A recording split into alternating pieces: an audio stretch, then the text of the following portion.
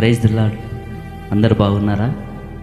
దేవుని మహాకృపను బట్టి ఈ దినాన మరొకసారి దేవుని సన్నిధిలో మీతో మాట్లాడుటకు ప్రభు ఇచ్చిన ఈ గొప్ప ఆధిక్యతను బట్టి దేవుని నామానికి మహిమ చెల్లిస్తూ ఉన్నాను. ప్రేమిన దేవుని బిడ్డ, ఈ రోజున దేవుని మీద ఆధారపడే జీవితాన్ని మనము తప్పక కలిగి ఉండాలి. చాలా విషయాల్లో ఎవరి మీదనో మనం ఆధారపడతాం. మనుషుల మీద, బలమైన వారి మీద, గొప్పవారి మీద మనం ఆధారపడుతూ ఉంటాం. కానీ ఈ రాత్రి ప్రభు మనతో చెప్తున్న మాట, నీ స్థితి ఏదైనా దేవుని మీద ఆధారపడు.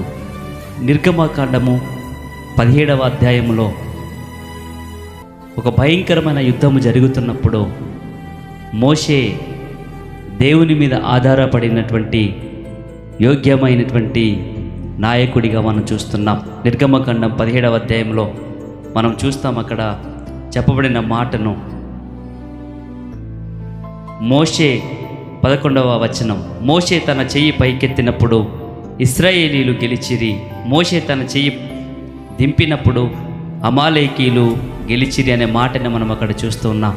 ఈ రోజున దేవుని సన్నిధిలో ఉన్న మోషే యుద్ధము చేయడానికి యెహోషువను పంపించి ఆయన మాత్రము దేవుని మీద ఆధారపడి ప్రార్థన చేసిన భక్తి జీవితము నాయకుడిగా మోషే గారికి ఉన్నట్లుగా ఈరోజు నీ స్థితి ఏమైనా, నిన్నెంత బలహీనమైన పరిస్థితుల్లో నేను లాక్కొని వెళ్ళినా దిగులు పడకు, దేవుని మీద ఆధారపడు, ఆయన నీకు తప్పకుండా విజయాన్ని కలుగజేస్తాడు. ఇక్కడ జరిగిన సంఘటన, ఇశ్రాయేలు ప్రజలకు అమాలేకీలకు యుద్ధము జరుగుతున్నప్పుడు మోషే ప్రభు వైపు చూసినప్పుడు, దేవా ఇక నీవే మాకు దిక్కు అని కొండపైకెక్కి చేతులు పైకెత్తి దేవుని మీద ఆధారపడి ప్రార్థన చేసినప్పుడు ఇశ్రాయేలు ప్రజలు గెలిచినట్లుగా, ఆయన చేతులు దింపినప్పుడు అమాలేకీయులు గెలిచినట్లుగా చూస్తున్నాం.